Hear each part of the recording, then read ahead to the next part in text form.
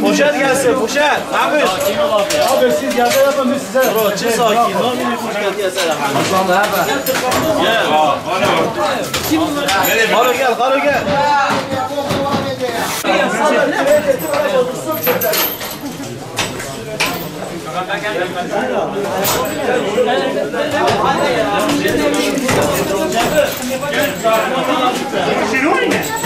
Oradan çık sana çalışmaz. Abi atalama. Çık oradan. Haydi. Tanıtma ücreti 15 tane. 15 tane verdik. Aldık, evet. Yağcılar Kur'an kursumuzda da 16 tane 16 hisse verildi. Mahfuza Özpınar köyüne 11 tane verdik. Evet. Evet. Köyümüze de 10 tane Faruk hocamızın Bayezid köyüne de 10 tane hisse. Sıradaki arkadaşlarımız da gelecek diye bekliyoruz. Senden 11 tane alacak. Sen say Hüseyin'in, Faruk Hüseyin'in say, eksik olanlarını sana veriyorum.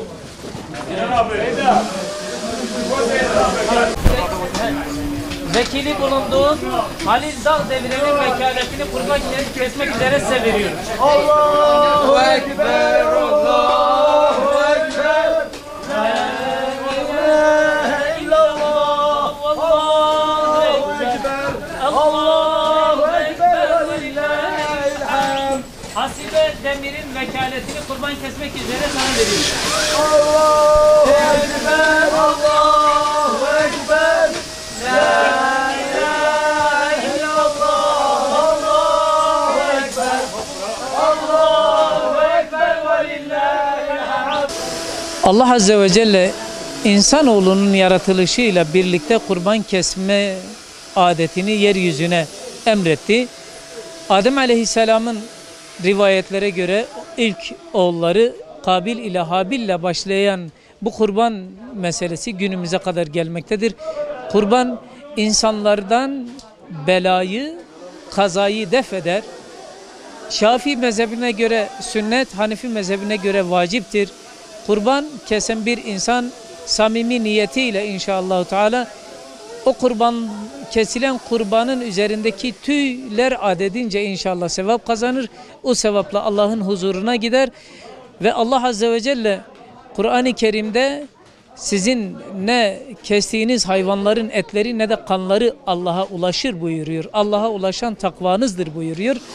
Bizim birinci amacımız Allah'a kulluk bilincimizi hayatımızda tatbik etmek, Allah'a olan samimiyetimizi bu şekilde dile getirmek. İkinci bir husus, Allah Resulü sallallahu aleyhi ve sellem bir hadis-i şeriflerinde kurban kesildiği esnada kurban kanı yere dökülmeden önce o insanın Allah tarafından o insana verilen rıza geliyor. Yani Allah Azze ve Celle kurban kesen insandan razı oluyor. Dolayısıyla biz Allah'ın rızasını kazanmak istiyorsak mutlaka ve mutlaka kurban keselim. Fakir ve mağdur, muhtaç insanlara ulaşalım.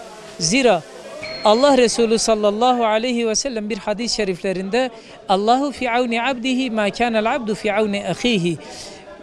Allah kuluna ne zaman yardımcıdır? Eğer kul Müslüman kardeşine yardımcı ise Allah Azze ve Celle de o zaman o kula yardımcı olur.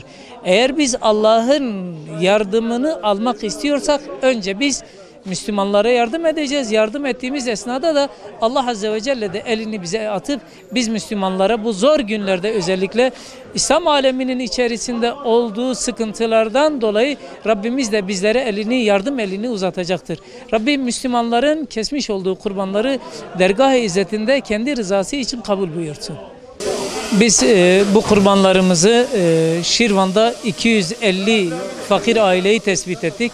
Şirvan merkez ve köylerinde 250 aileyi tespit ettik. 250 tane fakir aileye bu eti inşallah bugün ulaştıracağız. Arkadaşlarımız hızlı bir şekilde çalışıp ailelere 2 saat içerisinde teslim edecekler inşallah. Allahu Ekber. Sultan vekaletini sana veriyorum. Sultan Çayoğlu. Hocam.